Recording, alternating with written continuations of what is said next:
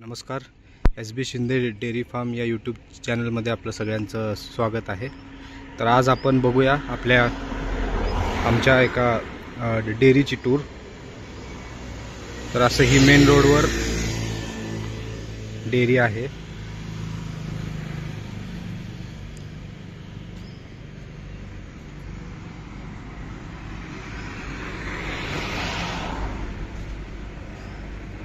आणि आपण इकडे दुधाचे सगळे पदार्थ आणि दूध हे विक्रीसाठी ठेवतो.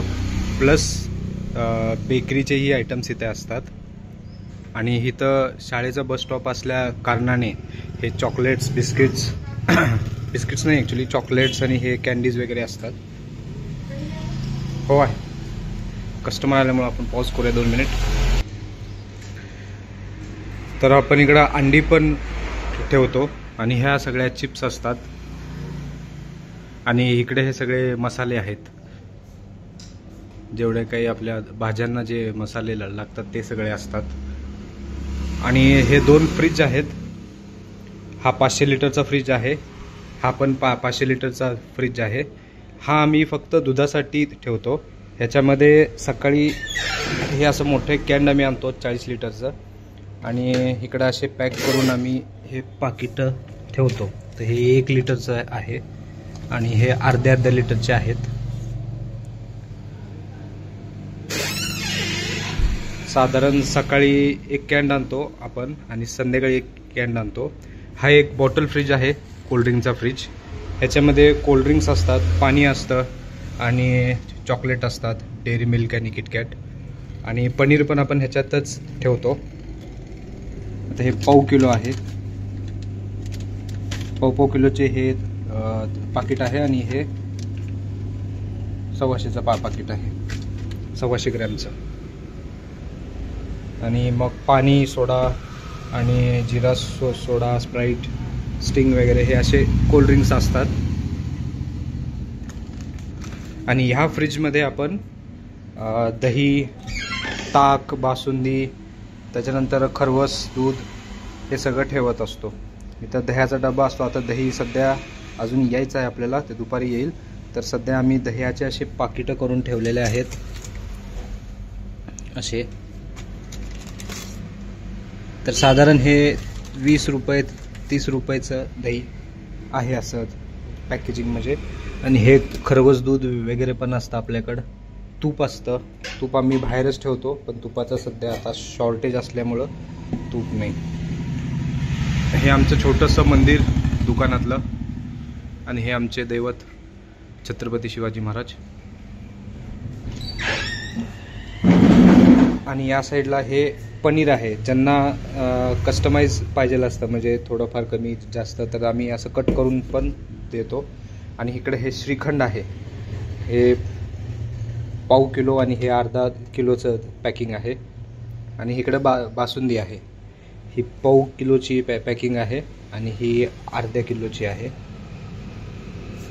आणि खवा असतो, त्याच्या खाली आम्ही खवा पण ठेवतो. आता तो संपलेला आहे. आणि ताक पण असतं इथं. ॲक्च्युली एक दह्याचा डबा, एक ताकाचा डबा असतो. ते पण सगळं ह्याचं आपलं चिकाचं दूध जे म्हणतो तर ते आहे. आणि तूपही असतं, पण तुपाचं आपल्याकडे सध्या म्हणजे शॉर्टेज आहे. कारण आपण फुल क्रीम दूध देतो. फॅट दुधाची क्रीम वगैरे आपण काढत नाही. त्याच्यामुळं तुपाचं नेहमी आपल्याकडे 3-4 किलो तरी ऑर्डर असतात, म्हणजे पेंडिंगच्या. तर आम्ही बनवून देतो. तर ही दूध पॅक करायची मशीन आहे, सीलिंग मशीन. हा आपला वजन काटा. तर असा हा एकंदरीत सेटअप आहे. तर ह्या इक्विपमेंटचा एक व्हिडिओ मी नंतरनं टाकेल. म्हणजे हे इक्विपमेंट मी कुठून घेतले, कसं केलं, आणि ह्याला म्हणजे असा एक छोटासा काउंटर स्टार्ट करायला किती बजेट लागतं आणि काय काय हवं आणि कशासाठी हवं ह्याचा एक डिटेल व्हिडिओ करेल मी येणाऱ्या काही दिवसात. तर आमच्याकडे म्हशी असल्यामुळं म्हशींचं दूध हे आम्ही इकडं 70 रुपये प्रमाणे काउंटरला किरकोळ विक्री करतो. आणि आपल्याकडे काही हॉटेलवाले पण आहेत, ते पण दूध नेतात. आणि कॅन्टीनवाले पण आहेत. प्लस आपण कोणाचं काही म्हणजे कार्यक्रम असेल, काही असेल, तर त्यासाठी पण आपण दूध त्यांना देतो. आणि बाकीचे पण जे प्रोडक्ट आहेत, बासुंदी असेल, पनीर असेल, त्याच्यानंतर श्रीखंड असेल, हे पण आपल्याकडे कार्यासाठी ऑर्डर्स येत असतात. तर त्या पण आपण ऑर्डर्स घेतो. आणि जेणेकरून दुधाला जे आहे ते डेअरीपेक्षा निश्चितच एक चांगला भाव त्या ठिकाणी आपल्याला मिळतो. तर असा हा प्रयत्न आहे. तर असा हा सेटअप आहे.